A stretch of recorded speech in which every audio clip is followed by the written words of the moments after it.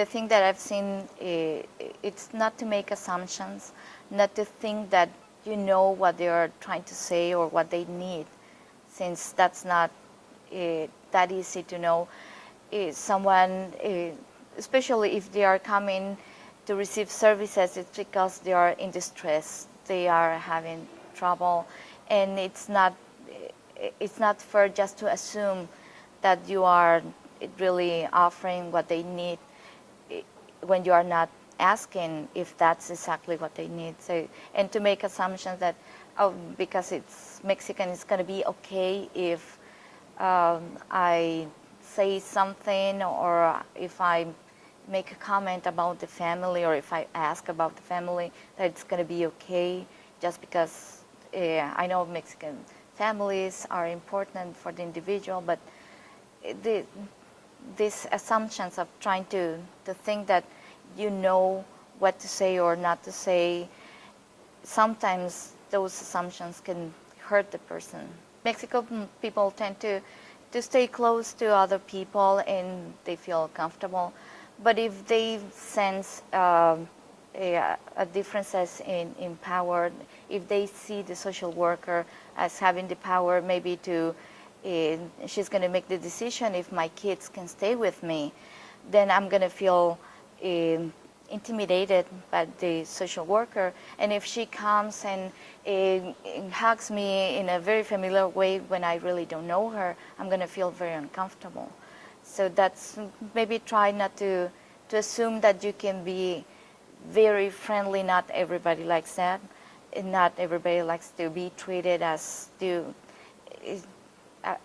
you knew the person. Is like disrespectful if you start talking to me in a very informal way, and it's like, especially for older people, and if you use their first name instead of the family name, it's very disrespectful. Assumptions is a common mistake, like assuming that all Mexican Americans have the same practices or celebrate the same holidays, or even that they all speak Spanish. Walking into a situation where you're talking to, Sarah Gomez and expecting her to speak Spanish and she doesn't, or, vice versa, expecting that the person speaks English and they don't. Just assuming that they can access a resource or a referral that you give them, because they may not be able to, depending on their immigration status. They might not be eligible, or depending on their language abilities, they might not be able to do it on their own if there's not someone at the place you're referring them to that speaks their language. Some folks, not just Mexican Americans, can't read and write. So you mail them a letter and goes in the garbage because they can't read it, or they can't fill out forms, things like that. So just, assumptions in general, whether they be about language, cultural identity, education level, things like that. And sometimes social workers treat adult women and men as children just because they're from Mexico or because they don't speak the language. And they talk to them like little children, and do you understand? And you do. It's like, just please, I need some respect. I'm an adult person, and don't talk to me like that. But they don't say anything since they are on this inferior position.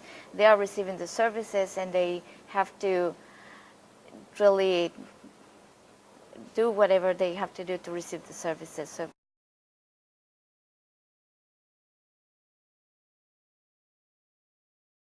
if you're going to work with communities of color, learn something. Learn how to say hello. Learn how to say goodbye. Learn how to greet them in their language, again, because it shows that respect. And I tell you, that works wonders. And one of the things that I've learned, and I learned this from seeing my folks, is that what was important to my folks when we went somewhere, to the schools or to a meeting or something, if wherever we went, that those folks remembered my parents' name, are able to greet them in their language. Greet them or say goodbye. Say something in their language. The message that Dad told my parents is that, you know what, hey, you know, your principal, he's a good guy. You know, he took the time. He took the time to learn my name. He took the time. He gave me that respect. It's important to know at least some basic phrases that you could send the message that you are trying to be friendly, that you are there to help and not to judge the person.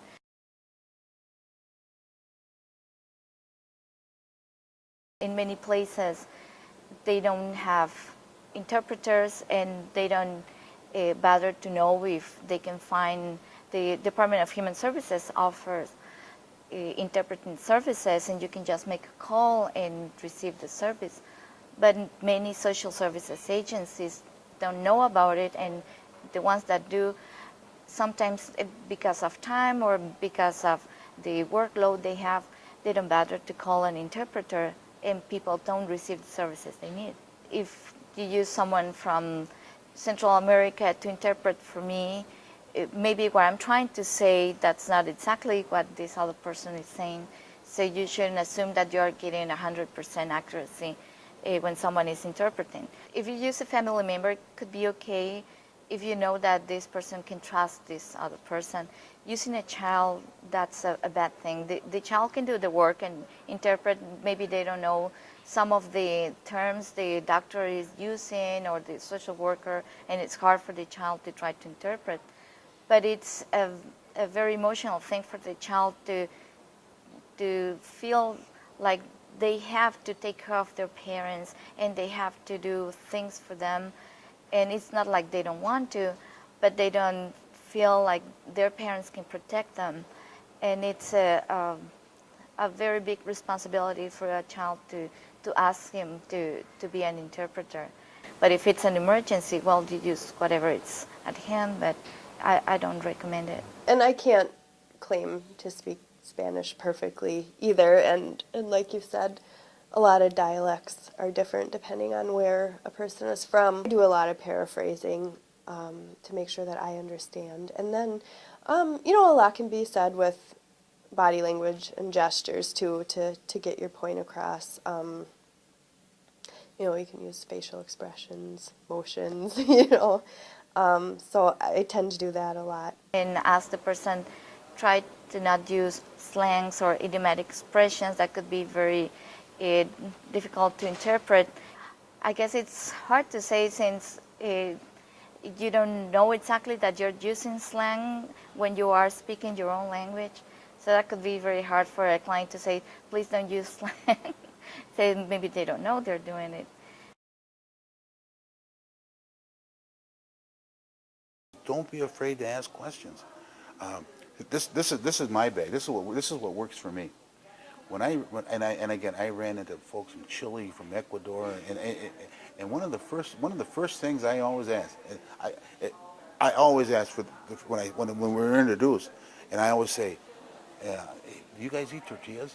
You know, and then it's like, you know, and most of the time they say no. You know, we eat something similar, but that just opens up the door. And then I say, well, what about the beans? You know, we eat frijoles, and for me, food has been the door for me that opens that up, that opens up that thing. You know, so maybe to find the key that works for you all the time. You know, I haven't had anyone say, you know, none of your business or none of that stuff. You know, they like to share. You know, I think some people are reluctant to maybe ask someone of a different culture or ethnic background about something they did or something they heard about their culture. But I think there's a respectful way to do that, and it shows interest, it shows caring, and if there's something that you need to know or want to know, you know, it's best to ask rather than make assumptions.